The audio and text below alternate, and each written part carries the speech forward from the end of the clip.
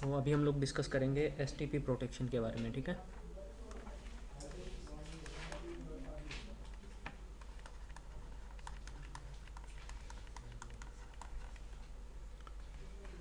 तो STP protection में देखो, हम लोगों ने एसटीपी अभी हम लोग यूज़ कर रहे थे ना, बट एसटीपी में कुछ प्रॉब्लम्स हैं। वहाँ पे हमारे एसटीपी नेटवर्क में अटैक हो सकता है, ठीक है। तो उस अटैक से बचने के लिए हम लोग को डिस्कस करेंगे अभी एसटीपी प्रोटेक्शन के बारे में, ठीक है। तो यहाँ पे हमारे पास में कुछ फीचर्स हैं अवेलेबल एसटीपी प्रोटेक्शन के, वो कौन कौन से हैं उनके बारे में बात करेंगे। तो यहाँ पे हम लोग डिस्कस करेंगे रूट गार्ड के बारे में। रूट गार्ड क्या है,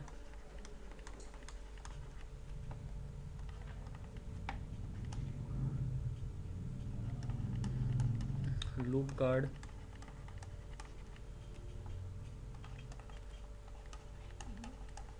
बीपीडीयू गार्ड,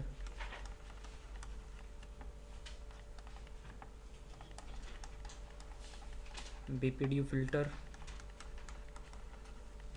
और UDLD. UDLD stand for unidirectional link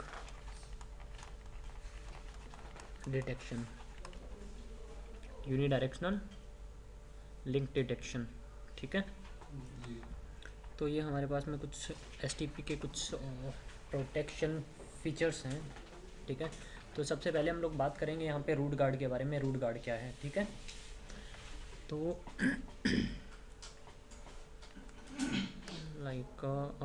मैं वही टोपोलॉजी बना रहा हूँ जो अभी तक हम लोग डिस्कस कर रहे थे, स्विच 1, स्विच 2 और स्विच 3, ठीक है।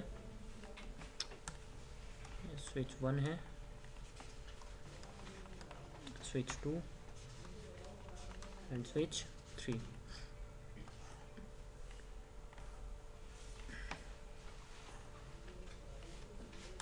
ये पोर्ट नंबर 0/1, 0/2, 0/1, 0/2, 0/1 एंड 0/2, ठीक। और रूट ब्रिज कौन बन जाएगा हमारा, स्विच 1 रूट ब्रिज बना रहे थे ना हम लोग, ठीक है। तो ये दोनों पोर्ट क्या बन जाएंगे, डीपी, और ये वाला आरपी बना था, ये वाला भी आरपी, और ये डीपी, और ये क्या था, ब्लॉकिंग स्टेट में था, ठीक है। समझ में आ गई बात, ओके। तो अभी हम लोग यहाँ पे डिस्कस करते हैं कि हमारे इस नेटवर्क में अटैक कैसे हो सकता है, वो बात करते हैं। फिर उस अटैक से बचने के लिए हम लोग डिस्कस करेंगे रूट गार्ड क्या है, ठीक है। देखो, रूट गार्ड से क्या समझ में आ रहा है तुम लोगों को, नाम से कैसे क्या पता चल रहा है कि ये हमारे रूट ब्रिज को क्या करेगा, प्रोटेक्ट करेगा, ठीक है। अब हमारे नेटवर्क में अटैक कैसे हो सकता है पहले वो बात कर लेते हैं। फॉर एग्जांपल यहाँ पे ना कोई अटैकर आया अपना स्विच लेके, ये कोई स्विच 4 लेके आया, कौन, अटैकर। ये अटैकर है और इस अटैकर ने क्या किया, अपना स्विच जो है वो कनेक्ट कर लिया किससे, स्विच 3 से। और ये अपनी प्रायोरिटी जो है वो लोअर करके लेके आ गया, प्रायोरिटी 0 करके लेके आ गया, ठीक है। अब ऐसा भी तो हो सकता है रूट ब्रिज की प्रायोरिटी क्या है, लोअर है, ठीक है। और इसने क्या किया, जो ये अटैकर है ना, ये काफ़ी ओल्ड स्विच उठा के लेके आया है। स्विच जितना ओल्ड होगा मैक एड्रेस उतना ही क्या होगा, लोअर होगा, ठीक है। तो इसकी प्रायोरिटी 0 है और इसका मैक एड्रेस क्या है, सबसे लोअर है ना। तो ये अपने आप को as a root bridge announce करना स्टार्ट कर देगा ना।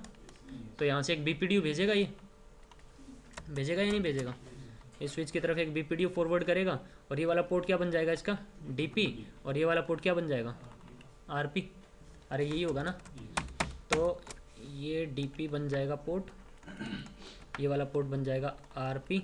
इसको जैसे यहाँ पे बीपीडीयू रिसीव होगा, इसको अब इसके पास में एक बीपीडीयू रिसीव है विद लोअर ब्रिज आईडी, ठीक है। तो इसके लिए अटैकर ही क्या होगा, रूट ब्रिज होगा ना। तो ये क्या करेगा, ये इस वाले पोर्ट को क्या बना देगा, डीपी, और ये वाला पोर्ट भी क्या बना देगा, डीपी, और यहाँ से ये बीपीडीयू भेजना क्या कर देगा, स्टार्ट कर देगा। जो बीपीडीयू किससे रिसीव हो रहे हैं, अटैकर से रिसीव हो रहे हैं, ठीक है। और ये वाला पोर्ट क्या बन जाएगा फिर, आरपी, और ये वाला पोर्ट क्या बन जाएगा, आरपी। ये अपने आप को रूट ब्रिज अनाउंस करना क्या कर देगा, बंद कर देगा, क्योंकि इसको एक सुपीरियर बीपीडीयू रिसीव होगा ना, और इन दोनों में से एक पोर्ट डीपी बनेगा और एक पोर्ट आरपी। लाइक ये डीपी बन गया और ये क्या बन गया, सॉरी एक डीपी बनेगा और एक ब्लॉक होगा ना, तो ये वाला पोर्ट क्या हो गया, ब्लॉक हो गया। ठीक है, तो अब इलेक्शन किसके अकॉर्डिंग होगी, इस अटैकर के अकॉर्डिंग होगी ना इलेक्शन। ठीक है, अब लाइक यहाँ पे मेरे पास में कुछ यूजर्स थे जिन्होंने एक दूसरे को क्या कर रहे थे, ये कम्युनिकेट कर रहे थे। तो पहले इनका कम्युनिकेशन यहाँ से हो रहा था, है ना, तो ये वाला पोर्ट अब क्या हो गया, ब्लॉक हो गया। अब ये वाला पोर्ट आपका डीपी बन गया ना यहाँ पे। अब ये वाले पोर्ट फॉरवर्डिंग में आने चाहिए ना, और ये वाले पोर्ट फॉरवर्डिंग में आने के लिए टाइम कितना लेंगे, अभी 30 सेकेंड लेंगे ना। तो 30 सेकेंड का आउटेज आएगा या नहीं आएगा, 30 सेकेंड का आउटेज आएगा। 30 सेकेंड होने वाले थे, तभी इसने क्या किया, अपने इस वाले पोर्ट को क्या कर दिया, शट डाउन कर दिया। जैसे ये शट डाउन कर देगा, अब रूट ब्रिज कौन बन जाएगा, वापस से स्विच 1 बन जाएगा ना। तो अब स्विच 1 के अकॉर्डिंग इलेक्शन हो जाएगी, तो इसके अकॉर्डिंग ये पोर्ट वापस से क्या हो जाएंगे, ये दोनों डीपी, ये आरपी, ये डीपी, और ये क्या हो जाएगा, ब्लॉक। और ये पोर्ट फॉरवर्डिंग स्टेट में आने में कितना टाइम लेंगे, तो 30 सेकंड के बाद में यहाँ से डेटा सेंड हो पाएगा ना। यहाँ पे कुछ यूज़र्स हैं हमारे पास में और यहाँ पे कुछ यूज़र्स हैं, समझ में आ रही है मेरी बात। और जैसे ही ये पोर्ट फॉरवर्डिंग स्टेट में आने वाले थे 30 सेकंड में, इसने वापस से इस वाले पोर्ट को क्या कर दिया, अप कर दिया। ये अपने आप को वापस से as a root bridge announce करना स्टार्ट कर देगा। अब इसके अकॉर्डिंग क्या होगी, सभी पोर्ट्स की इलेक्शन होगी। ठीक है, तो अब इसके अकॉर्डिंग पोर्ट क्या होंगे, इलेक्ट हो जाएंगे, और पोर्ट फॉरवर्डिंग स्टेट में आने में कितना टाइम लेंगे, 30 सेकंड।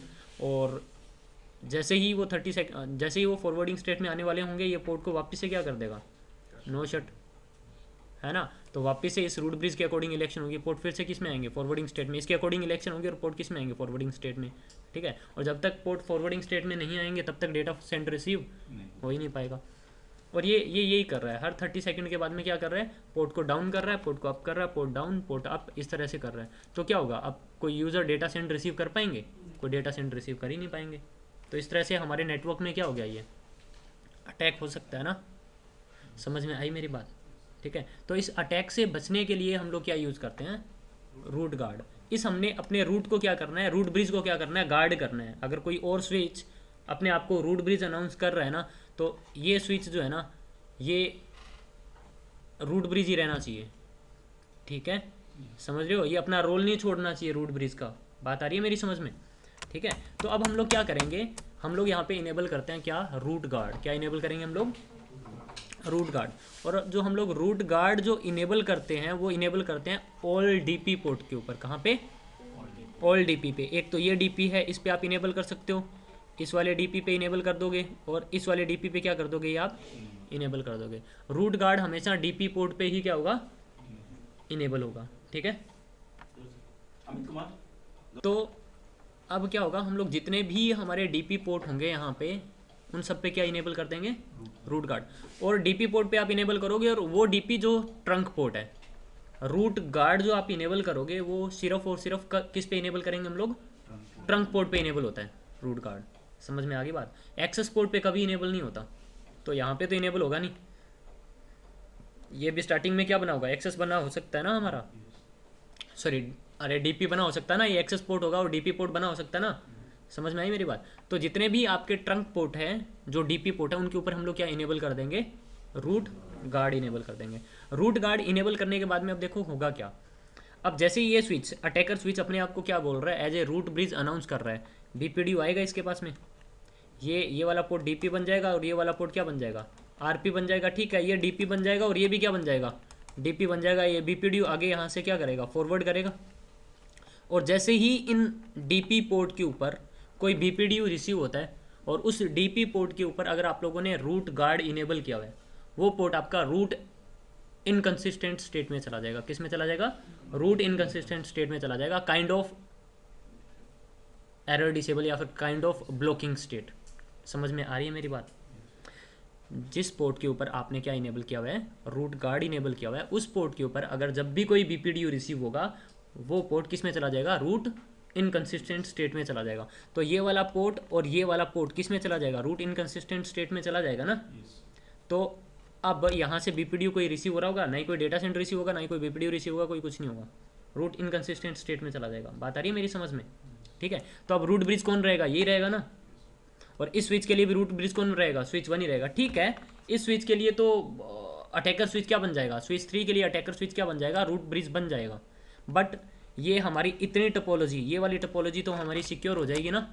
हो सकता था आगे और भी बहुत सारे स्विचेस कनेक्टेड हैं, ठीक है, उन सब के लिए तो यही हमारा रूट ब्रिज रहेगा। अरे बात आ रही है मेरी समझ में। यहाँ पे जो लैन यूज़र होंगे और यहाँ पे जो लैन यूज़र होंगे, ये यूज़र इनके साथ में कम्युनिकेट नहीं कर पाएंगे, बट एटलीस्ट हमारी इतनी टोपोलॉजी तो क्या होगी, सिक्योर हो गई ना। मतलब हमारा रूट ब्रिज क्या हो गया, सिक्योर हो गया हमारा रूट ब्रिज। अब रूट ब्रिज ही रहेगा, ठीक है, समझ में आ गई बात। हाँ ठीक है, इसको भी हम लोग सिक्योर करेंगे, इसको कैसे सिक्योर करते हैं वो भी बात करेंगे, ठीक है। अभी के लिए इतना समझ में आया।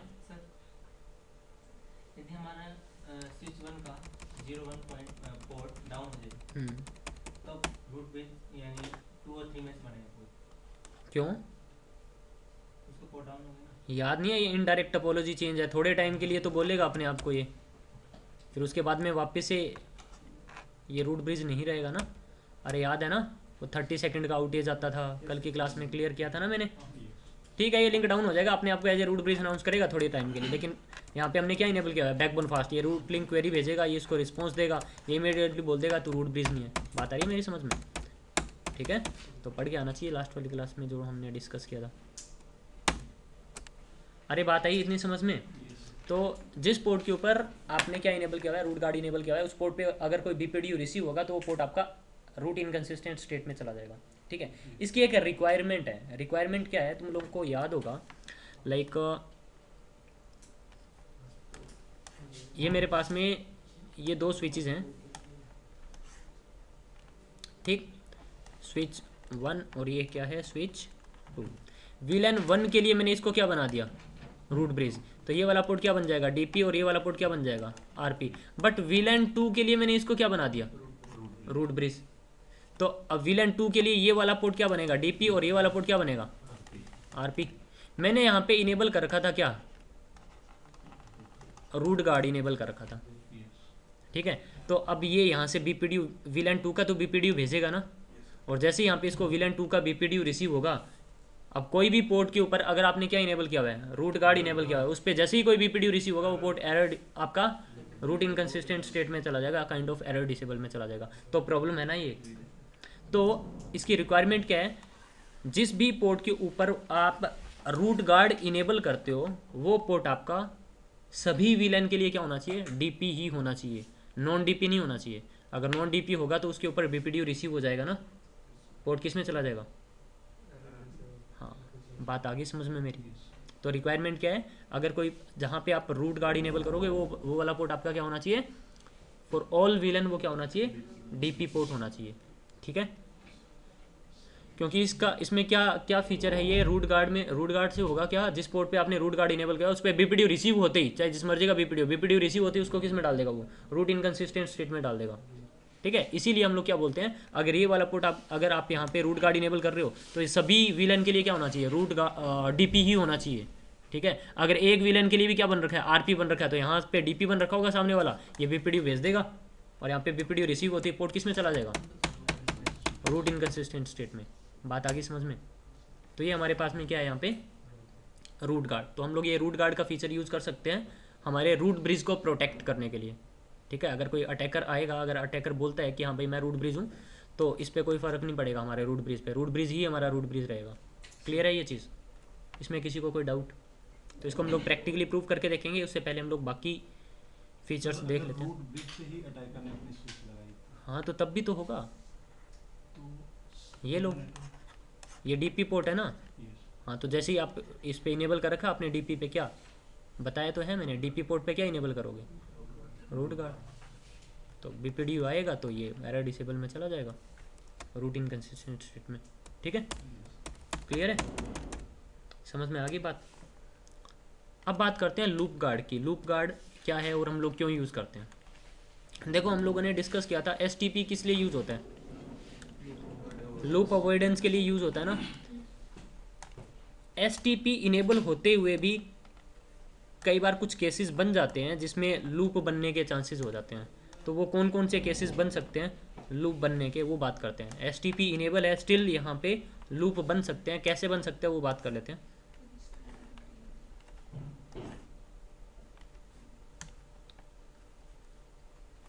0/1, 0/2, 0/1, 0/2, 0/1 एंड 0/2। ये DP है, DP, RP, RP, DP, और ये किस में है? ब्लॉकिंग स्टेट में। ठीक है, अब यहाँ पे लूप तो नहीं बन रहे ना अभी यहाँ पे कोई लूप बनेंगे? नहीं बनेंगे ना। ठीक है, लेकिन लूप बनने के चांसेस कब बनेंगे? लाइक फॉर एग्जांपल स्विच 1 में कोई iOS के अंदर इसके कोई बग आ गया, इसके कोई iOS में क्या हो गया? बग आ गया, जिसकी वजह से इसने BPDU भेजना क्या कर दिया? बंद कर दिया। इसने BPDU भेजना क्या कर दिया? बंद कर दिया। iOS बग आ गया, हो सकता है ना। तो इसने यहाँ से इस वाले पोर्ट से BPDU भेजना क्या कर दिया? बंद कर दिया। अब जैसे ही BPDU यहाँ पे भेजना बंद कर देगा तो इस वाले पोर्ट पे अगर मैक्स एज टाइम तक कितना सेकंड होता है? अगर वो BPDU यहाँ पे रिसीव नहीं होगा, अगर 20 सेकंड के अंदर अंदर अगर यहाँ पे कोई BPDU रिसीव नहीं होगा इस वाले पोर्ट के ऊपर, तो ये अपना जो BPDU जो यहाँ पे रिसीव किया था इस वाले पोर्ट पे, उस BPDU को क्या कर देगा? एक्सपायर कर देगा ना। याद है ना, 20 सेकंड के बाद में उस BPDU को क्या कर देता है? एक्सपायर कर देता है। ये मैक्स एज टाइमर क्या था आपका? Kind of hold down time है ना। तो ये जो BPDU यहाँ पे सुपीरियर BPDU रिसीव किया था उसको 20 सेकंड के लिए होल्ड करके रखता है वो। अगर 20 सेकंड के अंदर अंदर अगर BPDU आते रहे तो अपना टाइम क्या करता रहेगा? वो रीसेट करता रहेगा। अगर BPDU नहीं आएगा 20 सेकंड के अंदर अंदर तो ये इस BPDU को क्या कर देगा? एक्सपायर कर देगा। तो ये BPDU क्या हो गया? एक्सपायर हो गया यहाँ पे, है ना। अब यहाँ पे जो ये BPDU आ रहा है इसका, तो अब ये वाला पोर्ट क्या बन जाएगा? RP बन जाएगा ना। यहाँ पे तो कोई BPDU आ ही नहीं रहा। अरे BPDU से ही तो डिसाइड हो पाता था ना कौन सा पोर्ट आपका RP बनेगा, कौन सा पोर्ट आपका ब्लॉकिंग स्टेट में रहेगा, है ना, कौन से पोर्ट DP बनेंगे। तो यहाँ पे BPDU आ ही नहीं रहा, तो कैसे डिसाइड होगा ये RP बनेगा? ये RP रहेगा नहीं पोर्ट आपका, क्योंकि BPDU क्या हो गया? एक्सपायर हो गया। अब यहाँ पे वो जो नया BPDU रिसीव हो रहा है स्विच, यहाँ से भी तो इस वाले ब्लॉकिंग पोर्ट पे भी तो BPDU रिसीव हो रहा था। तो ये वाला पोर्ट, ये वाला BPDU क्या हो जाएगा इसके लिए? सुपीरियर BPDU इस वाले पोर्ट के ऊपर, है ना। समझ में आ रही है मेरी बात? अब इसको सुपीरियर BPDU कौन से पोर्ट पे रिसीव हो रहा है? 0/1 पे ना। तो ये वाला पोर्ट क्या बन जाएगा? RP। और फिर वो किस में आएगा? पहले लिसनिंग स्टेट में, फिर किस में आएगा? लर्निंग स्टेट में, और फिर किस में आएगा? ये फॉरवर्डिंग स्टेट में। मतलब 30 सेकंड के बाद में ये वाला पोर्ट क्या बन जाएगा? RP बन जाएगा और फॉरवर्डिंग स्टेट में आ जाएगा। और ये वाला पोर्ट क्या ब्लॉकिंग स्टेट में जाएगा? नहीं। ब्लॉकिंग स्टेट में कैसे जाता था? यहाँ पे भी BPDU आ रहा है, यहाँ पे भी BPDU आ रहा है, कौन से पोर्ट पे कम कॉस्ट रिसीव हो रही है, तब वो डिसाइड करता था ना। अब यहाँ पे तो BPDU आ ही नहीं रहा ना ये, तो ये इस वाले पोर्ट को क्या बना देगा? DP बना के एक BPDU सेंड करना क्या कर देगा? स्टार्ट कर देगा। ऑब्वियस ही बात है, इसको क्या बनाएगा फिर वो? DP ही तो बनाएगा ना। तो BPDU भेजना क्या कर देगा? स्टार्ट कर देगा। और यहाँ पे ये वाला पोर्ट हमेशा क्या रहेगा? ये जो रूट ब्रिज है उसके सारे पोर्ट हमेशा DP ही रहते हैं, तो ये अपनी स्टेट तो छोड़ेगा नहीं, ये तो क्या रहेगा? DP ही रहेगा। और ये वाला पोर्ट भी क्या बन गया? DP बन गया।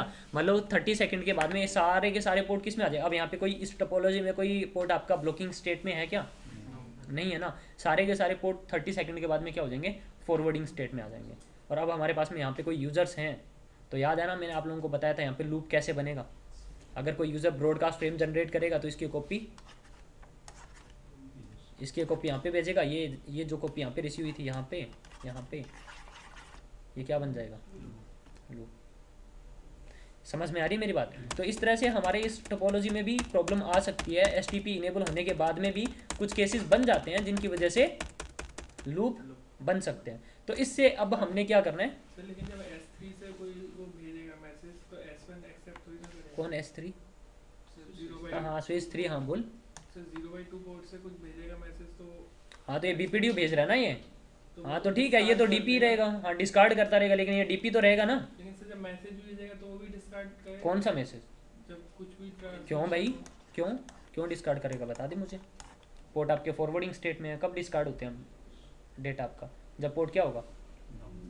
अरे फॉरवर्डिंग स्टेट में जो पोर्ट होते हैं उनसे डेटा सेंड रिसीव होता है ना। तो सारे पोर्ट फॉरवर्डिंग स्टेट में है, डेटा सेंड रिसीव हो रहा होगा, क्या दिक्कत है? अरे समझ में आ रही है मेरी बात? सारे पोर्ट फॉरवर्डिंग स्टेट में है तो ऑब्वियस ही बात है डेटा सेंड रिसीव होगा ना, तो लूप बन जाएगा फिर। समझ में आ गई बात? इवन मैं प्रूफ करके दिखा दूंगा, टेंशन मत लो। ठीक है, लूप बनाऊंगा। ठीक है, फिर उसको हम लोग प्रोटेक्ट भी करेंगे। तो अब इसको हम लोग कैसे प्रोटेक्ट करेंगे? इसको प्रोटेक्ट करने के लिए हमारे पास में यहाँ पे एक फीचर है लूप गार्ड। क्या फीचर है? Loop guard. और लूप गार्ड हम लोग कहाँ पे इनेबल करेंगे? लूप गार्ड हम लोग इनेबल करते हैं ऑल नॉन डीपी पोर्ट के ऊपर। तो नॉन डीपी कौन कौन से हैं? जितने भी हमारे नॉन डीपी पोर्ट्स रहेंगे उनके ऊपर हम लोग क्या इनेबल कर देंगे? Loop guard. Loop guard enable कर दिया तो ठीक है, हमारी ये टोपोलॉजी प्रॉपर चल रही थी, कोई प्रॉब्लम आ नहीं रही थी, ठीक है। और हमने नॉन डीपी पोर्ट पे क्या इनेबल कर दिया? लूप गार्ड इनेबल कर दिया। अब अगर इसमें कोई iOS बग आया और इसने BPDU भेजना क्या किया? बंद कर दिया। तो ये अपना यहाँ पे जो इसको BPDU रिसीव हुआ था, यहाँ पे एक जो BPDU रिसीव हुआ था उसका मैक्स एज टाइमर स्टार्ट कर देगा ना, क्योंकि इसको यहाँ पे इस वाले पोर्ट पे अब BPDU रिसीव तो हो नहीं रहा है, तो अपना मैक्स एज टाइमर स्टार्ट कर देगा, है ना। और 20 सेकंड के बाद में इस वाले BPDU को 0/2 पोर्ट पे जो BPDU रिसीव हुआ है उसको क्या कर देगा? एक्सपायर कर देगा। और ये इस वाले पोर्ट को क्या बना देगा? RP। इस वाले पोर्ट को क्या बना देगा? वो RP बना देगा ना, क्योंकि यहाँ पे सुपीरियर BPDU रिसीव होगा ना इस बार, इसको RP बना देगा। और ये इस वाले पोर्ट को अब क्या बनाएगा? DP। इस वाले पोर्ट को क्या बनाएगा ये? क्योंकि ये ब्लॉकिंग तो हो नहीं सकता, ये पोर्ट को क्या बनाएगा? DP। और यहाँ से BPDU सेंड करने की क्या करेगा? ट्राई करेगा, है ना। जिस पोर्ट के ऊपर लूप गार्ड इनेबल है उस पोर्ट से जब भी कोई BPDU क्या होगा? सेंड होगा, वो पोर्ट आपका लूप इनकंसिस्टेंट स्टेट में चला जाएगा, काइंड ऑफ एरर डिसेबल। तो ये पोर्ट किस में चला जाएगा? लूप इनकंसिस्टेंट स्टेट में। और जो पोर्ट आपका लूप इनकंसिस्टेंट स्टेट में रहेगा वो ब्लॉकिंग ही होता है आपका, है ना, काइंड ऑफ एरर डिसेबल। तो उस पोर्ट से कोई डेटा सेंड रिसीव हो पाएगा? कभी डेटा सेंड रिसीव हो ही नहीं पाएगा। तो अब यहाँ पे लूप बनेंगे? कोई नहीं बनेंगे। तो इस तरह से हम लोग सभी जितने भी हमारे नॉन डीपी पोर्ट हैं उनके ऊपर हम लोग हमेशा क्या इनेबल कर लेते हैं? लूप गार्ड इनेबल कर देते हैं। क्लियर है ये चीज़? तो जिस वापस कैसे लेंगे नॉर्मल स्टेट? नॉर्मल ऑटोमेटिक हो जाएगा, वो भी ले आएंगे। जैसे ये प्रॉब्लम सोल्व होगी तो इसको यहाँ पे BPDU जैसे रिसीव होगा, BPDU रिसीव होते ही ये पोर्ट नॉर्मल स्टेट में आ जाएगा। जैसे ही उस पोर्ट पे BPDU रिसीव होगा तो यहाँ पे सुपीरियर BPDU रिसीव हुआ है ना, तो ये वाला पोर्ट क्या बन जाएगा? RP, और नॉर्मल स्टेट में आ जाएगा आपका। समझ में आ गई बात? ऑटोमेटिक। ठीक है, क्लियर है ये चीज़? तो जितने भी नॉन डीपी रहेंगे उनके ऊपर हम लोग क्या इनेबल कर लेंगे? लूप गार्ड, ताकि लूप ना बने नेटवर्क के अंदर अगर इस तरह से कोई प्रॉब्लम आती है लूप्स की। क्लियर? और जैसे हम लोगों ने रूट गार्ड इनेबल किया था, वो फॉर ऑल जो पोर्ट था वो सभी विलन के लिए क्या होना चाहिए था? DP होना चाहिए था। वैसे ही जिस पोर्ट पे आप लूप गार्ड इनेबल करोगे वो पोर्ट भी सभी विलन के लिए क्या होना चाहिए? नॉन DP होना चाहिए। अगर किसी भी एक विलन के लिए DP हुआ तो उस पोर्ट से BPDU सेंड करेगा ना वो, और जैसे ही उस पोर्ट से कोई पोर्ट से BPDU सेंड कर रहा है और वो पोर्ट पे क्या इनेबल्ड है? लूप गार्ड इनेबल है, वो पोर्ट किस में चला जाएगा? लूप इनकंसिस्टेंट स्टेट में चला जाएगा। क्लियर है ये चीज़ भी? तो ये जो लूप गार्ड और जो रूट गार्ड है वो हम लोग कहाँ पे इनेबल करेंगे? वो हम लोग इनेबल करते हैं ट्रंक पोर्ट्स के ऊपर। कौन से पोर्ट्स के ऊपर? देखो ये जो दोनों फीचर है हम लोग कौन से पोर्ट पे इनेबल करेंगे? ये तो हम लोग इनेबल करेंगे किसके ऊपर? DP के ऊपर। और ये हम लोग इनेबल करेंगे किस पे? नॉन DP के ऊपर। और ये दोनों पोर्ट क्या होने चाहिए आपके? ट्रंक पोर्ट पे इनेबल करते हैं हम लोग यहाँ हमेशा। ठीक है, क्लियर है ये चीज़? इसमें किसी को कोई डाउट? अब बात कर लेते हैं BPDU गार्ड की, कि BPDU गार्ड क्या है। ठीक है, देखो यार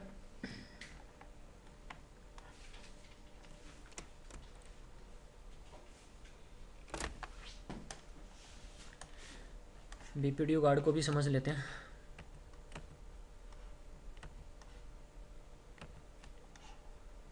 ये हमारी टोपोलॉजी है सेम वही।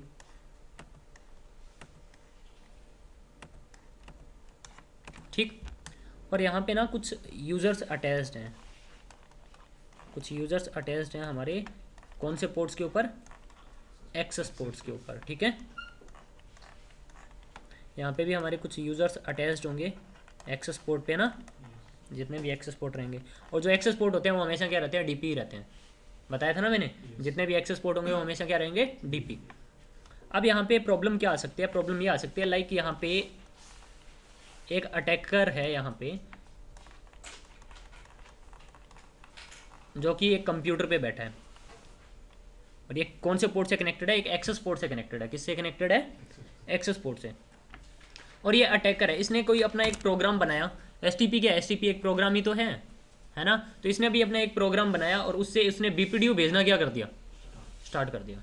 बीपीडीयू भेजना क्या कर दिया, स्टार्ट कर दिया। और उसमें ब्रिज आईडी लोअर लेके आ गया वो, उसने अपनी ब्रिज आईडी प्रायोरिटी कितनी भेज दी, प्रायोरिटी 0 करके भेज दी। एक बीपीडीयू जनरेट कर दिया, एक एप्लीकेशन यूज़ करी, एक सॉफ्टवेयर बनाया अपना, और उस सॉफ्टवेयर से, अरे अटैकर है ना ये, अपना प्रोग्राम बना सकता ना ये, तो उसने एक एसटीपी का प्रोग्राम बनाया। और उसने क्या बनाया, इसने क्या किया, यहाँ से एक बीपीडीयू भेजना क्या कर दिया, स्टार्ट कर दिया। और उसमें ब्रिज आईडी लोअर रख ली उसने, प्रायोरिटी 0 रख ली। और जैसे यहाँ पे वो बीपीडीयू रिसीव होगा, ये वाला पोर्ट क्या बन जाएगा, आरपी, और ये वाला पोर्ट क्या बन जाएगा, डीपी। और ये वाले दोनों पोर्ट क्या बन जाएंगे फिर, डीपी।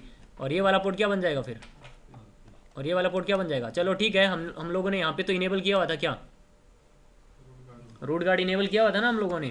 तो ये तो ऑब्वियस ही बात है, पोर्ट दोनों किस में चले जाएंगे, रूट इनकंसिस्टेंट स्टेट में चले जाते थे ना। लेकिन प्रॉब्लम क्या आ रही थी, पहले ये स्विच में प्रॉब्लम आ रही थी ना। तो अब हम लोग क्या करेंगे, अब इस वाले पोर्ट पे हम लोग क्या इनेबल कर देंगे, मतलब इस वाले स्विच के लिए तो रूट ब्रिज ये बन जाएगा ना, समझ में आ रही है मेरी बात। तो अब हम लोग क्या करेंगे, यहाँ पे जितने भी हमारे एक्सेस पोर्ट होते हैं उसके ऊपर हम लोग क्या इनेबल कर देंगे, बीपीडीयू गार्ड। अगर कोई एक्सेस पोर्ट के ऊपर कोई बीपीडीयू रिसीव होता है, कोई भी एक्सेस पोर्ट के ऊपर अगर कोई बीपीडीयू रिसीव होता है, और उस पोर्ट के ऊपर अगर हम लोगों ने बीपीडीयू गार्ड इनेबल किया हुआ है, इस पोर्ट पे हमने क्या इनेबल कर रखा है, बीपीडीयू गार्ड। और जैसे ही इस पोर्ट के ऊपर कोई बीपीडीयू रिसीव होगा, इस वाले पोर्ट को एरर डिसेबल स्टेट में डाल देगा। किसमें डाल देगा, ये एरर डिसेबल स्टेट में डाल देगा। समझ में आई मेरी बात। और अब इस पोर्ट को नॉर्मल करना है, अगर आप लोगों ने रिकवर करना है तो क्या करना पड़ेगा, या फिर उस पोर्ट को क्या करोगे आप, शट नो शट करोगे, अदरवाइज आप क्या सेट करोगे, एक रिकवरी कमांड सेट करोगे पोर्ट को रिकवर करने के लिए। हम लोग देख लेंगे कैसे ऑटोमेटिक भी पोर्ट को हम लोग क्या कर सकते हैं, रिकवर कर सकते हैं। बात आगे समझ में क्लियर है ये चीज़। और हाँ, जिस पोर्ट के ऊपर बीपीडीयू गार्ड इनेबल किया हुआ है ना, उस पर बीपीडीयू जैसे ही रिसीव होगा, पोर्ट आपका किस में चला जाएगा, एरर डिसेबल में। और हाँ, जिस पोर्ट पे बीपीडीयू गार्ड इनेबल किया हुआ है उस पोर्ट पे बीपीडीयू सेंड होते रहेंगे, क्योंकि वो पोर्ट क्या बने हुए हैं, डीपी पोर्ट बने हुए हैं, उनसे बीपीडीयू क्या होते रहेंगे, सेंड होते रहेंगे ना। समझ में आ रही है, जितने भी डीपी हैं उनसे बीपीडीयू तो जाएंगे ही जाएंगे हमेशा। क्लियर है ये चीज़। तो आप इस तरह से क्या यूज़ कर सकते हो, बीपीडीयू गार्ड यूज़ कर सकते हो, ठीक है। लेकिन अब एक प्रॉब्लम क्या है, प्रॉब्लम ये है कि ठीक है बीपीडीयूज यहाँ पे स्विचेस के बीच में जाने चाहिए, है ना। ये एंड यूज़र ये स्विच पीसीज की तरफ भी क्या भेज रहा है, एक्सेस पोर्ट से भी क्या भेज रहा है, ये बीपीडीयू भेज रहा है ना। कंप्यूटर एंड पे हमें क्या बीपीडीयू की ज़रूरत है, वहाँ पे कौन से लूप बनने हैं, वहाँ पे तो हमें बीपीडीयू की कोई ज़रूरत ही नहीं है, फालतू में ये बीपीडीयू भेज रहा होगा, है ना। तो इसके लिए हमारे पास में एक और फीचर है अवेलेबल, जिसको हम लोग क्या बोल देते हैं, बीपीडीयू फिल्टर। हम लोग यहाँ पे बीपीडीयू फिल्टर भी क्या कर सकते हैं, इन सभी पोर्ट के ऊपर बीपीडीयू फिल्टर भी क्या कर सकते हैं, इनेबल कर सकते हैं। अब देखो ये भी बीपीडीयू गार्ड की तरह काम करता है। मैंने अब इस वाले पोर्ट पे क्या इनेबल किया, जहाँ पे अटैकर कनेक्टेड है, बीपीडीयू फिल्टर इनेबल किया है। यहाँ पे अगर कोई बीपीडीयू रिसीव होगा ना, तो उस बीपीडीयू को सिंपली क्या कर देगा, डिस्कार्ड कर देगा, पोर्ट को एरर डिसेबल में नहीं डालेगा, सिंपली बीपीडीयू उसको क्या करता रहेगा, डिस्कार्ड करता रहेगा, अगर किसी पोर्ट के ऊपर बीपीडीयू फिल्टर क्या है, इनेबल्ड है। और जिस पोर्ट पे बीपीडीयू फिल्टर इनेबल है, उस पोर्ट से वो बीपीडीयू को फिल्टर कर देगा, उस वाले पोर्ट से कभी भी बीपीडीयू ट्रांसमिट नहीं करेगा। जिस पोर्ट के ऊपर बीपीडीयू फिल्टर इनेबल है, उस पोर्ट से कभी भी बीपीडीयू ट्रांसमिट नहीं करेगा। तो हर 2 सेकंड के बाद में इन एक्सेस पोर्ट के ऊपर कोई बीपीडीयू जाएंगे, तो इन लिंक के ऊपर कंजेशन होगा, कोई नहीं होगा ना। तो हम लोग क्या यूज़ करेंगे, बीपीडीयू गार्ड यूज़ करोगे या बीपीडीयू फिल्टर इनेबल करोगे, बीपीडीयू फिल्टर इनेबल करेंगे ना, ताकि इन लिंक के ऊपर कंजेशन भी ना हो। अगर कोई अटैकर आता भी है, अगर वो बीपीडीयू भेजता भी है, तो बीपीडीयू को सिंपली क्या करता रहेगा, डिस्कार्ड करता रहेगा, पोर्ट को एरर डिसेबल में नहीं डालेगा वो। क्लियर है ये चीज़, समझ में आ गई बात। अगर हम लोगों ने दोनों पोर्ट के, अगर हम लोगों ने कोई भी पोर्ट के एक्सेस पोर्ट के ऊपर बीपीडीयू गार्ड और बीपीडीयू फिल्टर दोनों इनेबल किए हुए हैं, तो वहां पे प्रायोरिटी हाई किसकी रहेगी, बीपीडीयू फिल्टर की। बीपीडीयू फिल्टर काम कर रहा होगा, बीपीडीयू गार्ड काम नहीं करेगा, अगर दोनों इनेबल किए हुए हैं। क्लियर है ये चीज़। तो जितने भी हमारे एक्सेस पोर्ट्स हैं, ये हम लोगों ने कहाँ पे इनेबल किया था, ट्रंक पोर्ट के ऊपर। रूट गार्ड इनेबल किया हुआ था डीपी पे, लूप गार्ड इनेबल किया हुआ था नॉन डीपी के ऊपर, और जो बीपीडीयू गार्ड और बीपीडीयू जो फिल्टर है, ये हमने कहाँ पे इनेबल किया, एक्सेस पोर्ट्स के ऊपर। तो एक्सेस पोर्ट पे हम लोग क्या इनेबल करते हैं, बीपीडीयू गार्ड और बीपीडीयू फिल्टर। तो इस तरह से हम लोग अपने नेटवर्क को क्या करवा सकते हैं, प्रिवेंट कर सकते हैं, सिक्योर कर सकते हैं। क्लियर? इसमें किसी को कोई डाउट? अब बात कर लेते हैं यूडीएलडी की। यूडीएलडी क्या है?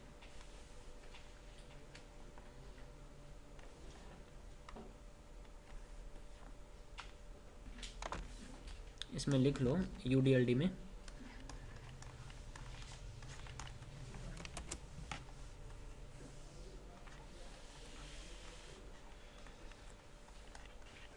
it is used to detect unidirectional link. It is used to detect unidirectional link. समझ लेते हैं इसको, समझ लेंगे, अभी लिख लो इसमें ये क्या है, एक सिस्को प्रोप्राइटरी प्रोटोकॉल है।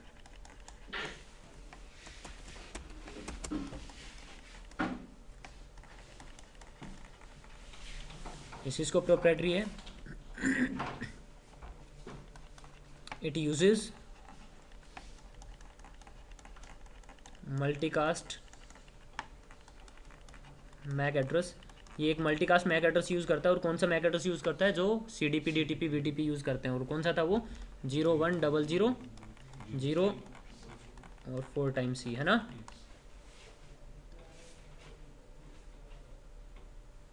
और क्या था इसमें? It is used for fibre optic cable. Fibre optic cable के लिए यूज होता है ये, ठीक है? समझ लेते हैं इसको। लाइक फॉर एग्जांपल मेरे पास में यहाँ पे 2 स्विचेस हैं, स्विच 1 और स्विच 2, और इन स्विचेस के बीच में एक ये लिंक कनेक्टेड है। 2 स्विचेस को जब भी हम लोग कनेक्ट करते हैं ना, नॉर्मली हम लोग अपलिंक पोर्ट से कनेक्ट करते हैं। स्विचेस में 2 टाइप के लिंक होते हैं। एक तो नॉर्मल पोर्ट होते हैं, लाइक ये अगर मेरे पास में कोई फास्ट इथरनेट स्विच है, कौन सा है? इस स्विच की बैंडविड्थ, इस स्विच की स्पीड कितनी है? 100 Mbps की होगी ना। तो इसके जितने भी पोर्ट रहेंगे वो कितने स्पीड के रहेंगे?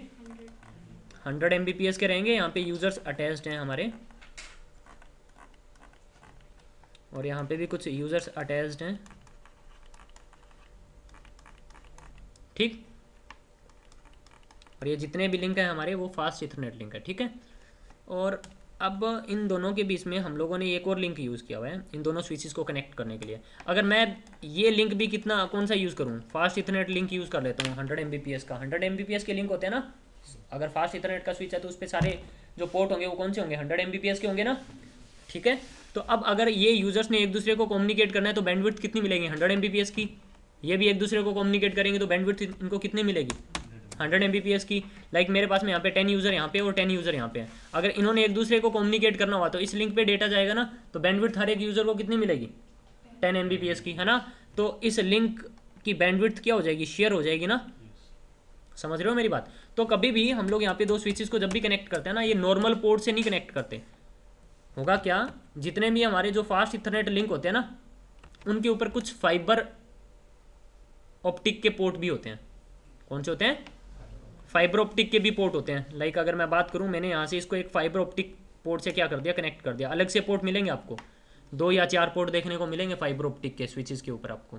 और उन पोर्ट को हम लोग क्या बोलते हैं? Uplink port. क्या बोलते हैं?